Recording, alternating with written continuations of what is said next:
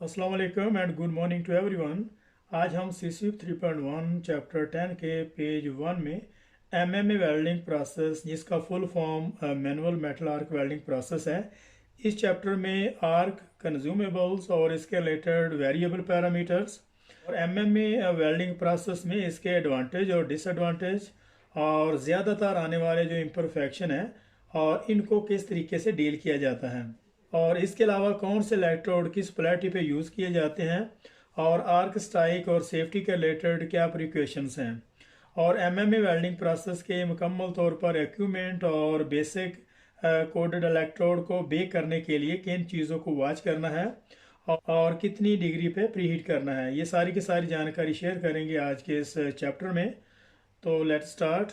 तो सबसे पहले हम WIS वेल्डिंग इंस्पेक्शन स्टील 5 और इसका जो सेक्शन 10 है, तो और इसकी जो टर्म जो ब्रिटिश स्टैंडर्ड में manual metal arc welding process के नाम से टर्म देते हैं, और अमेरिकन स्टैंडर्ड में शील्ड मेटल आर्क वेल्डिंग। तो यहाँ पे हम arc characteristic for the MMA and TIG welding process. तो यहाँ पे अभी हम arc characteristic for the MMA और टिग वेल्डिंग प्रोसेस। तो एमएमए वेल्डिंग प्रोसेस और टिग वेल्डिंग प्रोसेस की जो आर्क की करेक्टरिस्टिक है और उसकी जो डेफिनेशन है, जो इसकी खसूसियात हैं, उस पर डिस्कस करते हैं। तो इन MMA and manual TIG welding the arc length is control slowly by the welder. यहाँ तक इसको देखते हैं। इन एमएमए और टिग वेल्डिंग प्रोसेस की जो आर्क लेंथ है वो मुकम्मल तौर पर और स्लोली तौर पर जो है वो एक वेल्डर उसको कंट्रोल करता है। यहाँ पे उसने बात इसलिए कही है कि फॉर एग्जांपल अगर हम मिग मैग वेल्डिंग प्रोसेस या फिर सब मैरिज आर्क वेल्डिंग प्रोसेस अगर इस्तेमाल कर रहे हैं, तो सब मैरिज आर्क वेल्डिंग प्रोसेस और मिग वेल्डिंग प्रोसेस की जो आर्क है वो ऑटोमेटिक जो है वो कंट्रोल की जाती है, क्योंकि सब मैरिज आर्क वेल्डिंग प्रोसेस और मिग वेल्डिंग प्रोसेस अगर तो फुली रोबोटिक है या फुली ऑटोमेटेड है, तो उसकी जो आर्क लेंथ है वो उसको ऑटोमेटेड जो है वो कंट्रोल किया जाता है। Whilst an experienced and highly skilled welder can keep the arc length at a fairly constant length, there will always be some variation.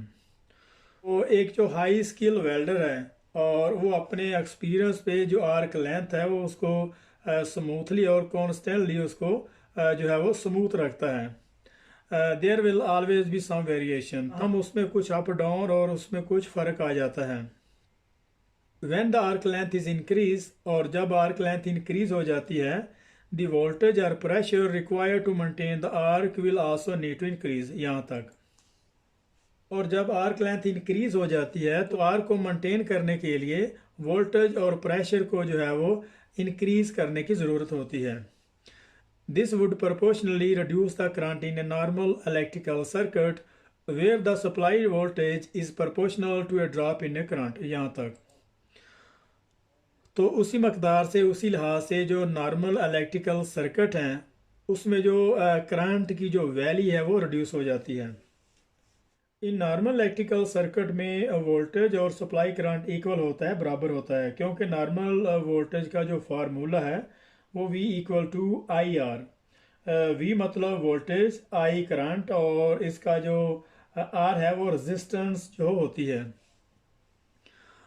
यहाँ से अभी हम इसको देखते हैं। Thus a way need to be found of reducing this large drop in the current during high variation in arc voltage।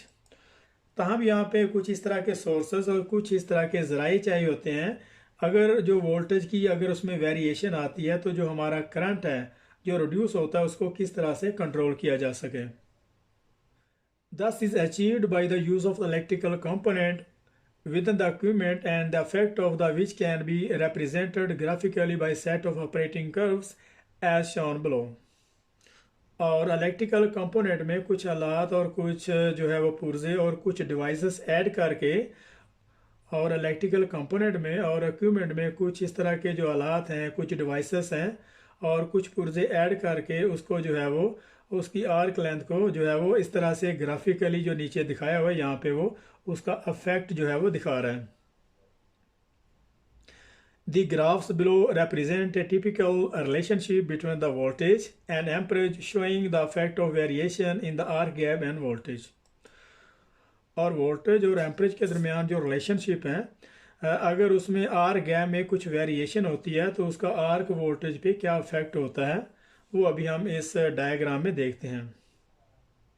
A constant current voltage amperage characteristic, a constant current voltage amperage characteristic. तो यहाँ पे अभी हम इसकी जो diagram है उसको देखते हैं। तो इस डायग्राम में सबसे पहले हम ओपन सर्किट वोल्टेज जो वर्टिकल लाइन में जो तीर बना हुआ है, और इसके अलावा जो राइट साइड पे जो एक एरो जा रहा है वो वेल्डिंग एम्परेज है। और यहाँ पे वर्टिकल आर्म में जो तीन जो ग्राफ है वो नीचे नीचे गिर रहे हैं और सीधा वो ABC वेल्डिंग एम्परेज पे आके गिरते हैं। तो सबसे पहले अभी हम जो यहाँ पे शॉर्ट आर्क गैप है और इसी तरीके से नॉर्मल आर्क गैप है और लॉन्ग आर्क गैप, और जिस तरीके से आर्क गैप जो है वो इंक्रीज होती जाएगी उसी तरीके से यहाँ पे वो दिखा रहा है कि लोअर आर्क वोल्टेज। और अगर शॉर्ट आर्क गैप है तो वोल्टेज भी वहाँ पे लोअर रिक्वायर होगा, और इसी तरीके से नॉर्मल आर्क गैप में जो आर्क वोल्टेज है वो भी नॉर्मल होगा। और इसी तरीके से अगर हम आर्क गैप को इंक्रीज करते जाएंगे तो आर्क वोल्टेज भी इंक्रीज होता जाएगा। तो यहाँ पे जो शॉर्ट आर्क गैप और जो लॉन्ग आर्क गैप है उसमें जो काफ़ी डिस्टेंस है, और यहाँ पे जो ग्राफ पे जो लाइन जो नीचे गिरती जो नीचे आ रही है एम्परेज पे आ रही है, अगर हम उसको देखें तो जो लॉन्ग आर्क गैप का जो डिस्टेंस है उसमें हायर वोल्टेज जो है वो बहुत ज़्यादा है, और अगर हम नीचे एम्परेज पे देखें तो उसका जो है वो डिस्टेंस बहुत कम है। मतलब ये कि अगर वोल्टेज जो है इंक्रीज भी हो जाते हैं तो उसका जो एम्परेज पे बहुत ज़्यादा फ़र्क नहीं पड़ता।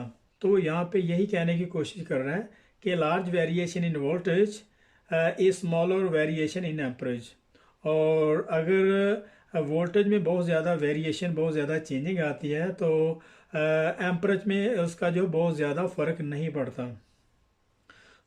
तो यहाँ पे हम जो है सिंगल सिंगल पेजेस की यहाँ पे वीडियो बनाएंगे, क्योंकि अगर हम सारे के सारे चैप्टर को एक ही वीडियो में इंक्लूड करते हैं तो ये बहुत ज़्यादा लंबा होगा। 3.1 का जो चैप्टर 10.1 है यहाँ पे ख़त्म हो रहा है। तो मिलते हैं नेक्स्ट पेज में, तब तक के लिए अल्लाह हाफिज़।